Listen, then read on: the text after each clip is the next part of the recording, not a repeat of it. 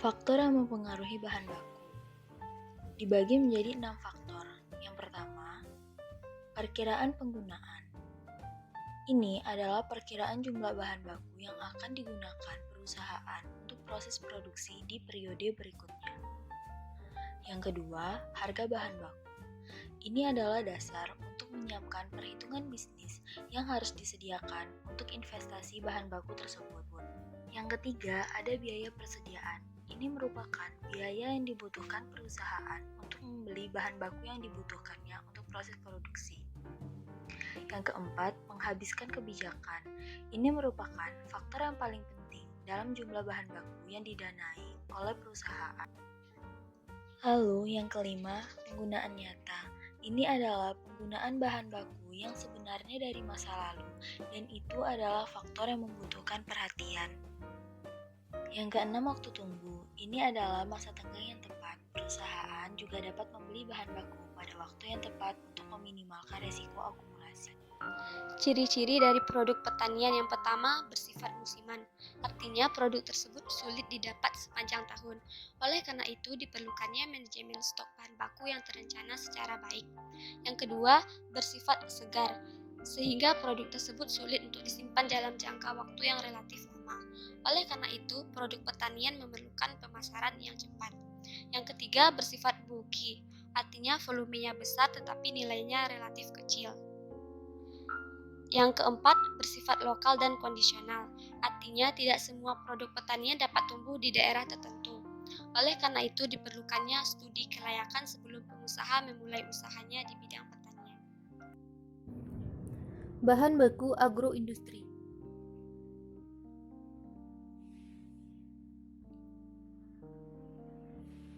Bahan baku adalah bahan yang digunakan dalam pembuatan produk, di mana bahan sepenuhnya terlihat dalam produk jadi atau merupakan bagian terbesar dari bentuk barang.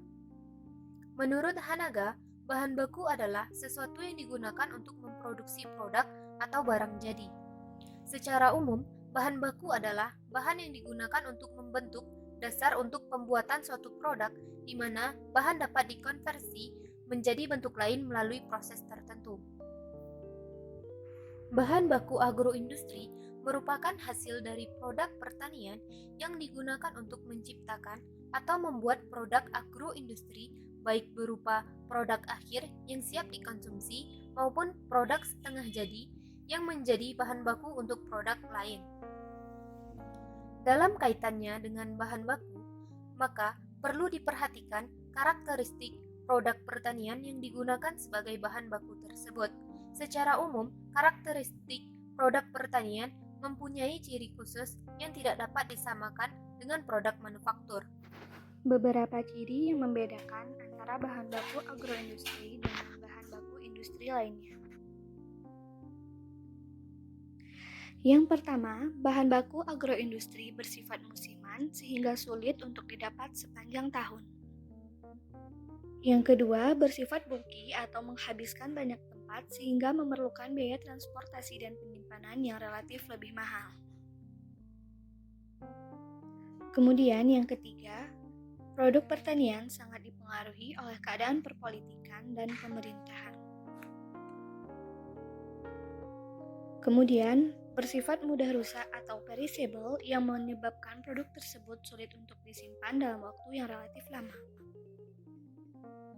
Yang kelima, harga produk pertanian relatif murah karena produsen bersifat sebagai price taker. Salah satu hal yang menyebabkan bahan hasil pertanian mudah rusak karena adanya proses fisiologis lanjutan, di mana bahan pertanian dapat dikatakan masih hidup karena masih melakukan beberapa metabolisme dalam bahan tersebut. Proses metabolisme ini yang akan menyebabkan bahan hasil pertanian mudah rusak dan tidak dapat bertahan dalam waktu lama. Yang pertama yaitu transpirasi, di mana transpirasi akan menyebabkan hilangnya air dari suatu komoditas pertanian. Hal ini tentunya akan berpengaruh terhadap kesegaran komoditas yang dihasilkan. Kemudian yang kedua yaitu respirasi, di mana respirasi ini akan menyebabkan berkurangnya cadangan makanan baik dalam bentuk pati, gula maupun lainnya dan dapat mengurangi rasa dari komoditas sehingga membuat komoditas tersebut terasa hambar bahkan memacu pembusukan. Tahukah kamu bahan hasil pertanian? Bahan hasil pertanian memiliki sifat karakteristik yang berbeda-beda, sehingga diklasifikasikan berdasarkan karakteristiknya. Yang pertama, diklasifikasikan berdasarkan karakteristik agronomi. Ada serelia, legum, umbi, sayuran, dan juga buah.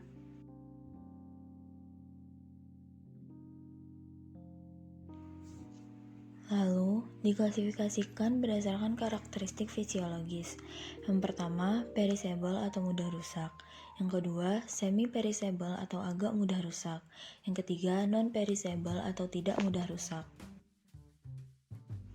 Sifat hasil pertanian. Bahan hasil pertanian memiliki sifat mudah rusak sehingga kita harus paham bagaimana penanganan yang tepat untuk mempertahankan kualitasnya. Sifat biologis. Setelah tanaman dipanen masih memiliki metabolisme yaitu proses pematangan.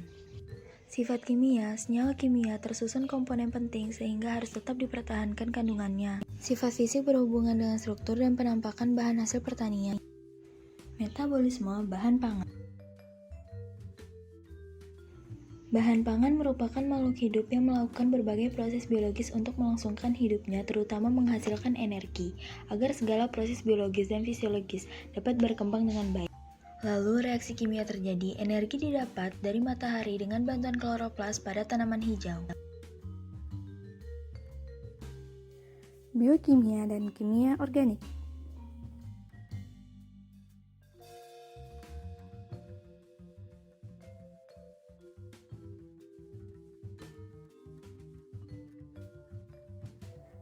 Tahukah kamu apa sih biokimia itu?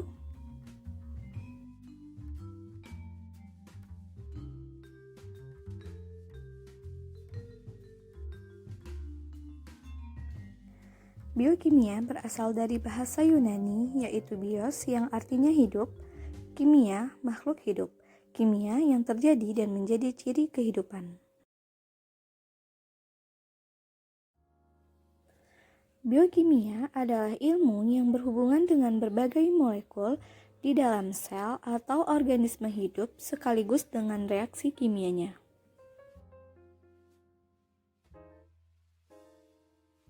Peranan ilmu biokimia bagi kehidupan manusia sangat luar biasa, bahkan hampir mencakup berbagai aspek dalam kehidupan.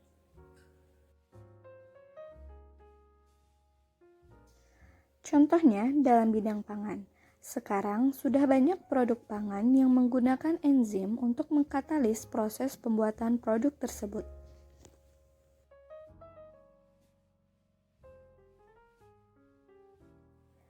Contoh lainnya yaitu berkembangnya metode rekayasa genetika dan kultur jaringan yang dilakukan untuk meningkatkan hasil pertanian dan hasil perkebunan.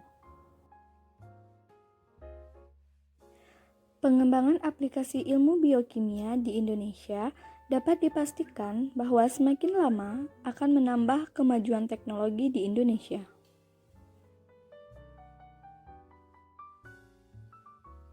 Manfaat biokimia. Yang pertama, untuk peningkatan kualitas dan kuantitas produk pertanian. Yang kedua, pengetahuan tentang reaksi-reaksi yang terjadi di dalam tanaman. Yang ketiga, untuk mengenal tumbuhan berdasarkan tipe fotosintesis. Yang keempat, keterkaitan biokimia dengan ilmu lainnya. Yang kelima, pengetahuan tentang mekanisme resistensi organisme pengganggu.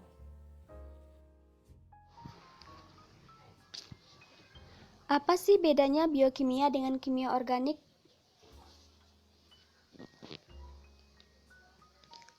Kimia organik merupakan studi mengenai struktur, sifat, komposisi, reaksi kimia, serta pembuatan senyawa yang mengandung karbon dan sejumlah elemen lainnya. Kimia organik juga dapat diartikan sebagai unsur yang menyusun kandungan alami atau biokimia pada suatu komoditi.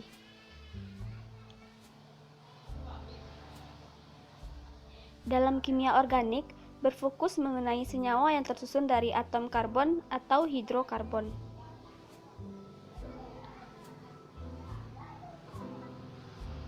Dalam kimia organik, hal paling utama yang muncul yaitu molekul yang terdiri dari karbon dan hidrokarbon, seperti unsur nitrogen, sulfur, oksigen, fosfor, silikon, dan semua unsur golongan lainnya.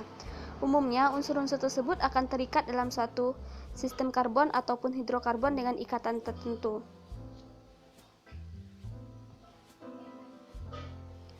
Yang kedua, mengenai hidrokarbon dalam kimia organik.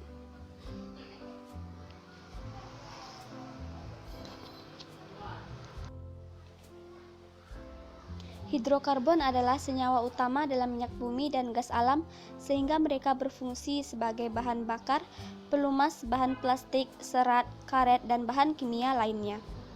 Dalam kimia organik, hidrokarbon dapat berikatan dengan unsur lain seperti oksigen, nitrogen, fosfor, dan lainnya untuk membentuk suatu senyawa yang memiliki sifat-sifat tertentu.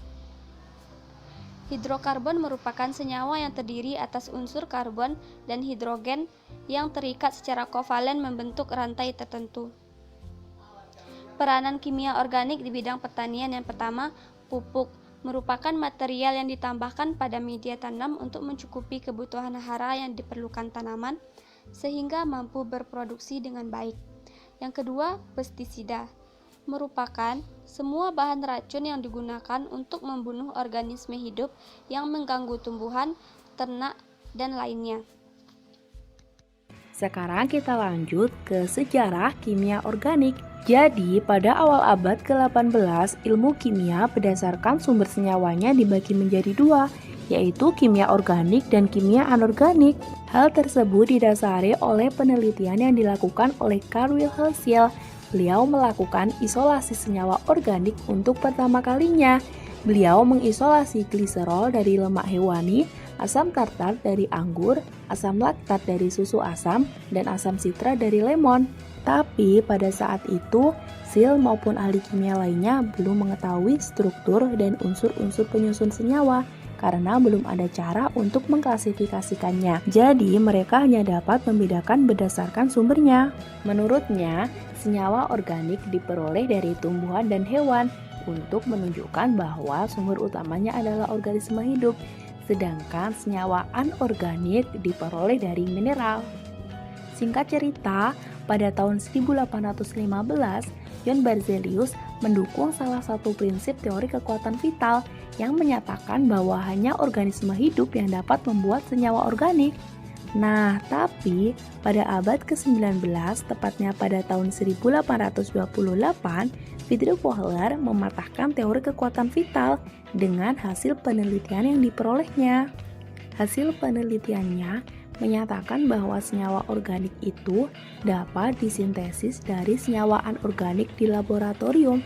Pada saat itu, Wöhler berhasil mengubah amonium cyanat menjadi urea hanya dengan memanaskannya tanpa oksigen dalam laboratorium. Jadi, selain dari organisme hidup, senyawa organik dapat juga dihasilkan dari sintesis senyawa anorganik. Nah, itu tadi sejarah singkat kimia organik. Oke, sekarang kita lanjut ke apakah kimia organik itu penting? Nah, menurut aku, kimia organik itu sangat penting. Alasan yang pertama, karena kimia organik menempati peran utama dalam tubuh. Tubuh kita sebagian besar tersusun dari senyawa organik. Tubuh kita juga diatur dan dipertahankan oleh senyawa organik kompleks. Kemampuan kita untuk mencium bau dan melihat warna dihasilkan dari perilaku senyawa organik. Dan masih banyak lagi peran kimia organik dalam tubuh kita. Alasan yang kedua, yaitu dapat memajukan bidang kedokteran. Banyak banget kemajuan penting dalam bidang kedokteran yang sebenarnya adalah kemajuan dalam kimia organik, seperti merancang cara untuk menghilangkan kalori dari gula dengan tetap membuat makanan terasa manis dan nikmat, menjelaskan proses biokimia seperti penuaan, fungsi saraf, dan serangan jantung, dan masih banyak kemajuan lainnya. Alasan yang ketiga, yaitu kimia organik berperan dalam semua aspek kehidupan. mulai dari makanan yang kita makan, pakaian yang kita pakai, obat-obatan, pestisida, bensin, pendingin, sabun, dan lain-lain. Oke, selanjutnya dari mana sumber senyawa organik? Nah, jadi senyawa organik itu bisa dihasilkan dari tumbuhan dan hewan, sintesis senyawa anorganik, maupun minyak bumi dan batu bara. Jika pada tumbuhan dan hewan, senyawa organik dapat diisolasi secara langsung. Jika senyawa organik yang dihasilkan dari sintesis senyawa anorganik, contohnya seperti tadi, yaitu amonium cyanat dipanaskan menjadi urea, mulanya senyawa anorganik menjadi urea yang bersifat organik. Selanjutnya, senyawa organik dapat juga diperoleh dari hasil alam yang berupa minyak bumi dan batu bara. Senyawa organik yang diperoleh dari hasil alam tersebut strukturnya sederhana. Jadi, selanjutnya senyawa tersebut akan dimanfaatkan sebagai bahan dasar untuk membuat senyawa-senyawa organik yang lebih besar dan strukturnya lebih rumit. Nah, itu tadi beberapa sumber dari senyawa organik. Buat kalian yang tahu sumber senyawa organik lainnya, langsung aja tulis di kolom komentar ya. Oke, sekarang kita lanjut ke bagaimana sih karakteristik senyawa organik.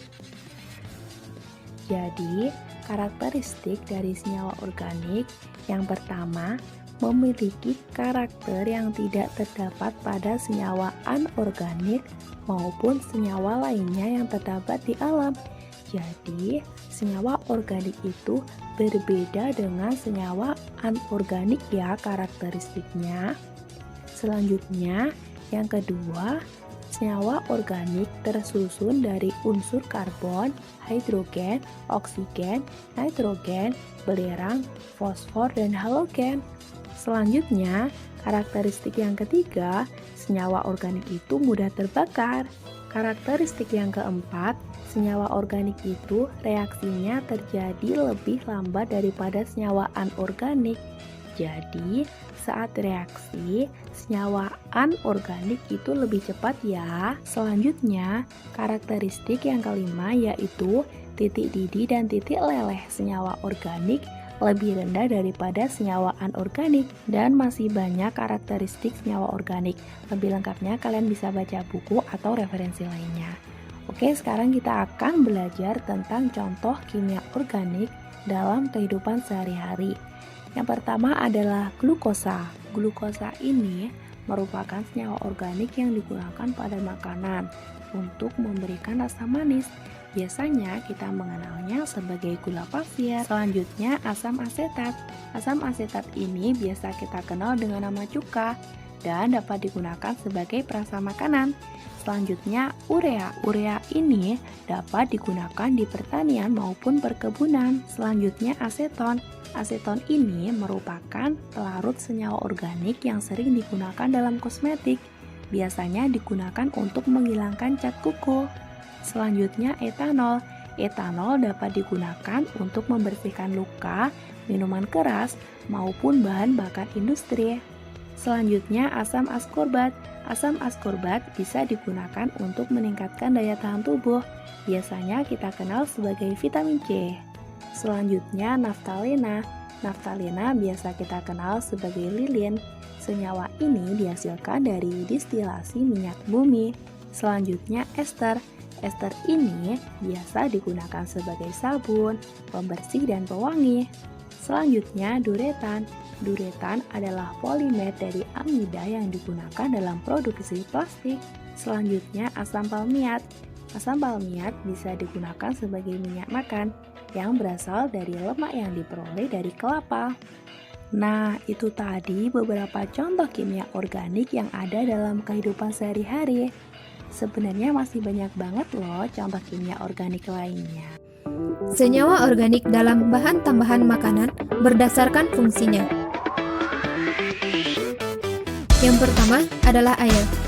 Air adalah unsur yang memiliki peran penting dalam kehidupan setiap makhluk hidup yang ada di muka bumi. Air merupakan komponen paling penting, terutama dalam pertanian. Air merupakan syarat mutlak bagi kehidupan dan pertumbuhan tanaman.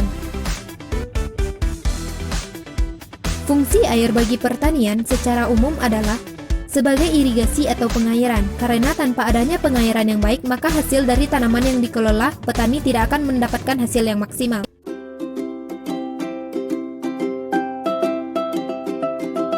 Karbohidrat adalah senyawa yang terdiri atas unsur-unsur karbon, hidrogen, dan oksigen yang terdapat di alam. Senyawa ini memiliki rumus empiris CH2O. Berdasarkan rumus empiris tersebut, senyawa ini pernah disangka sebagai hidrat dari arang atau hidrat dari karbon, sehingga sampai saat ini kita sebut karbohidrat. Namun, pada abad ke-19 disadari bahwa gagasan hidrat dari arang merupakan gagasan yang keliru, karena pada kenyataannya karbohidrat bukanlah hidrat dari arang. Akan tetapi, karbohidrat sebenarnya merupakan polihidroksialdehida dan keton ataupun turunannya. Salah satu contoh karbohidrat sederhana yaitu glukosa yang memiliki rumus C6H12O6. Dalam bahasa Latin, karbohidrat disebut sebagai sakarida yang berarti gula. Berdasarkan penyusun strukturnya, karbohidrat dibagi menjadi dua, yaitu gula sederhana dan gula kompleks. Gula sederhana terdiri atas monosakarida, disakarida, dan oligosakarida. Monosakarida merupakan bentuk paling sederhana dari karbohidrat yang hanya memiliki satu unit gula. Contohnya glukosa, ribosa, dan fruktosa. Ribosa memiliki 5 atom karbon, glukosa dan galaktosa memiliki 6 atom karbon. Selanjutnya disakarida, yaitu suatu gula sederhana yang tersusun atas 2 unit gula. Contohnya maltosa, sukrosa, dan laktosa. Maltosa merupakan disakarida yang terbentuk dari 2 unit glukosa. Maltosa di dalam kehidupan sehari-hari digunakan sebagai makanan bayi dan susu bubuk. Selanjutnya sukrosa. Sukrosa merupakan gula pasir yang biasa kita konsumsi sehari-hari, yang tersusun atas glukosa dan fruktosa. Sedangkan laktosa merupakan gula susu yang tersusun atas glukosa dan galaktosa. Sedangkan oligosakarida merupakan karbohidrat yang tersusun atas 3-10 unit gula yang biasa ditemukan pada permukaan membran sel. Pembahasan selanjutnya adalah karbohidrat kompleks. Karbohidrat kompleks disebut juga dengan polisakarida, yang berarti banyak mengandung molekul-molekul gula yang dipersatukan dalam ikatan glukosida.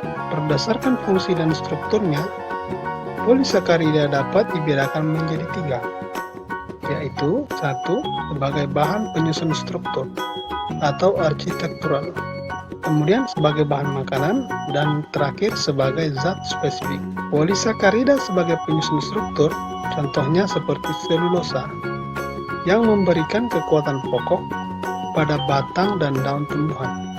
Kemudian ada kitin yang berfungsi sebagai komponen penyusun struktur dari kerangka luar serangga. Sedangkan polisakarida sebagai bahan makanan dapat berupa pati atau amilum, dan glikogen sebagai cadangan makanan dalam tubuh. Manusia hanya dapat mengkonsumsi amilum atau pati. Hal ini dikarenakan dalam tubuh manusia terdapat enzim amilase yang dapat merombak amilum menjadi unit-unit gula lebih sederhana. Sedangkan selulosa tidak dapat dicerna oleh tubuh manusia karena tidak terdapat enzim yang bekerja untuk mencerna selulosa. Selulosa hanya dapat dicerna oleh beberapa golongan hewan tertentu seperti sapi atau kambing. Padahal, selulosa dan amilum sama-sama tersusun oleh unit-unit glukosa. Yang membedakan antara amilum dan selulosa hanya terdapat pada ikatan alfa dan beta saja. Sedangkan polisakarida sebagai zat spesifik, contohnya adalah heparin, yang mencegah koagulasi darah. Protein.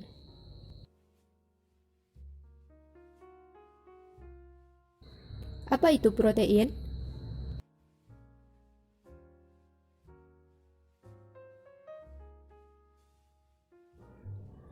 Protein adalah senyawa organik kompleks berbobot molekul tinggi yang merupakan polimer dari monomer-monomer asam amino yang dihubungkan satu sama lain dengan ikatan peptida.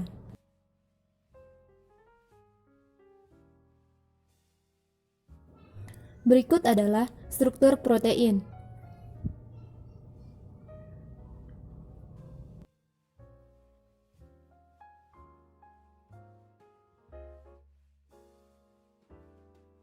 Sumber-sumber protein yaitu daging, kentang, makanan laut seperti ikan, susu dan olahannya, kacang-kacangan dan biji-bijian, serta telur.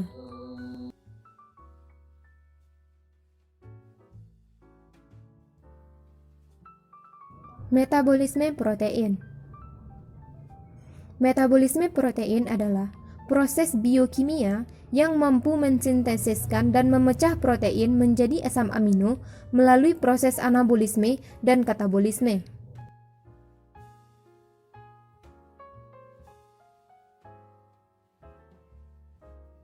Apa itu anabolisme?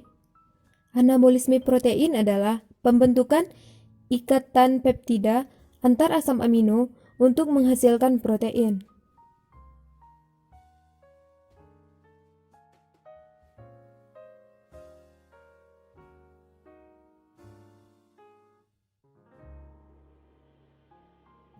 Anabolisme protein terjadi di ribosom. Hampir seluruh sel di dalam tubuh diantar oleh DNA dan RNA sel.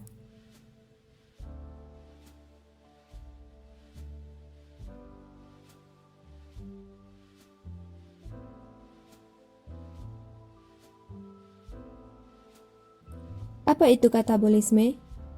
Katabolisme protein adalah pemecahan protein menjadi asam amino untuk diedarkan ke sel lain di dalam tubuh.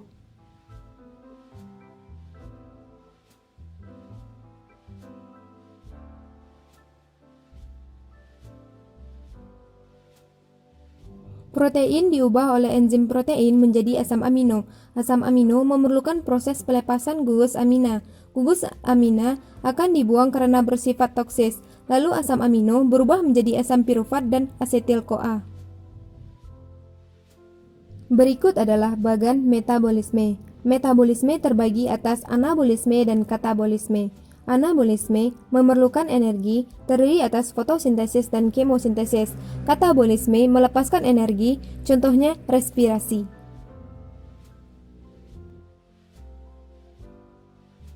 Protein dalam sel-sel tubuh dibentuk dari asam amino. Bila ada kelebihan asam amino dari jumlah yang digunakan untuk biosintesis protein, kelebihan asam amino akan diubah menjadi asam keto yang dapat dimasukkan ke dalam siklus asam sitrat atau diubah menjadi urea.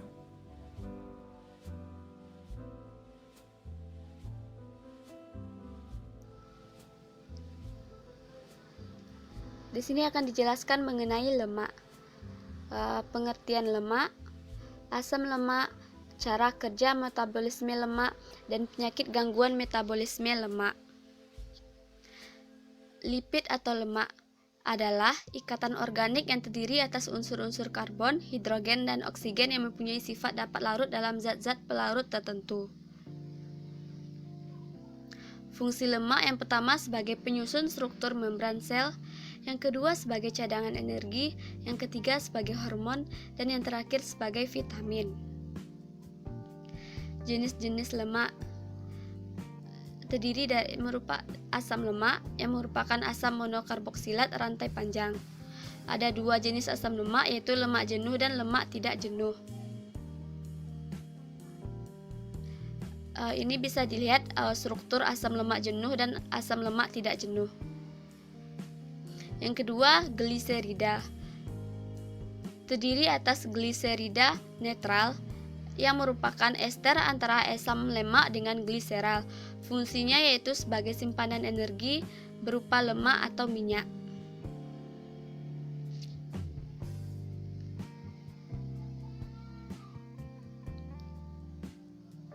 Ini struktur gliserida sebagai lemak netral.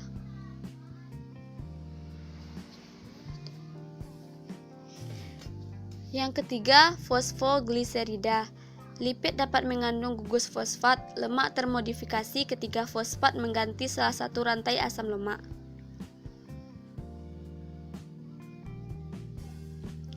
Yang keempat, lipid kompleks. Lipid kompleks adalah kombinasi antara lipid dengan molekul lain.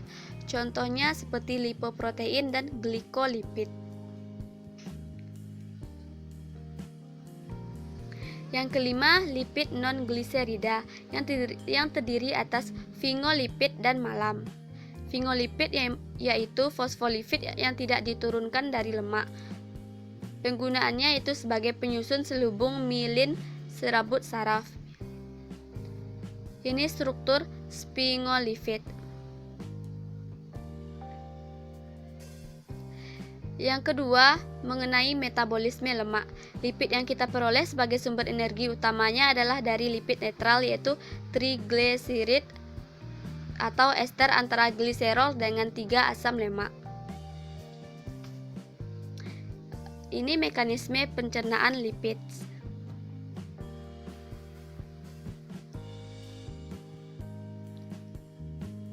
Struktur miscelus. Bagian polar berada di sisi luar dan bagian nonpolar berada di sisi dalam. Sebagian besar asam lemak dan monogliserida karena tidak larut dalam air, maka diangkut oleh miscelus atau dalam bentuk besar disebut emulsi dan dilepaskan ke dalam sel epitel usus.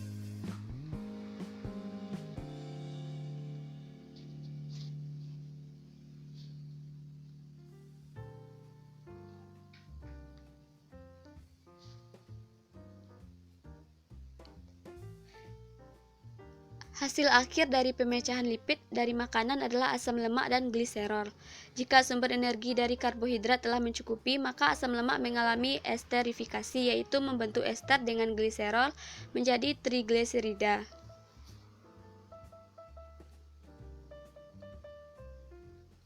Beberapa lipid non-gliserida disintesis. Asetil-CoA mengalami kolesterogenesis menjadi kolesterol.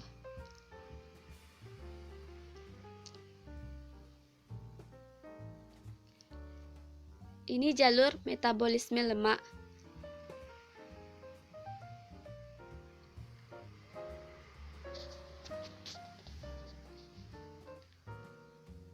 Kelainan dan gangguan pada metabolisme lemak. Yang pertama, penyakit Wolman. Yang kedua, cerebrotendinous xanthomatosis. Yang ketiga, penyakit Tay Sachs. Yang keempat, penyakit Gaucher. Yang kelima, penyakit Fabry. Dan yang terakhir, penyakit Niemann-Pick. Vitamin dan mineral. Apa yang dimaksud dengan vitamin dan mineral? Nah, pada kali ini saya akan menjelaskan apa itu vitamin. Vitamin merupakan senyawa organik yang diperlukan tubuh dalam jumlah kecil untuk mempertahankan kesehatan dan seringkali bekerja sebagai kofaktor atau koenzim untuk metabolisme. Vitamin dibagi menjadi 2 golongan, yaitu 1. Vitamin yang larut lemak dan 2. Vitamin yang larut air.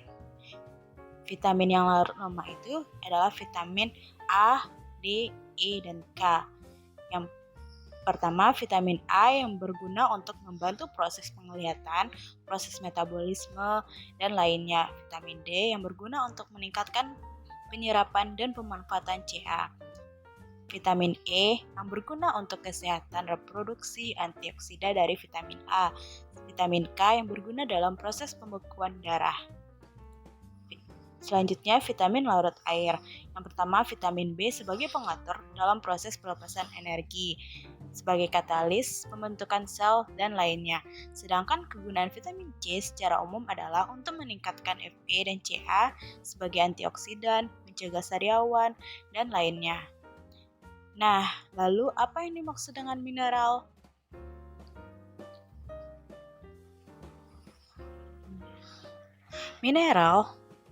Mineral adalah zat anorganik yang dalam jumlah kecil bersifat esensial bagi banyak metabolisme dalam tubuh. Yang paling banyak dibutuhkan adalah kalium, natrium, kalsium, magnesium, fosfor, dan klorida. Fungsi dalam tubuh masing-masingnya berbeda-beda. Misalnya, Ca dan P sebagian besar bertanggung jawab bagi kekuatan kerangka. Begitu pula dengan K, Mg, P, Na, Cl, dan lainnya memiliki fungsi dan perannya masing-masing sesuai dengan kebutuhan tubuh kita. Itulah penjelasan tentang vitamin dan mineral.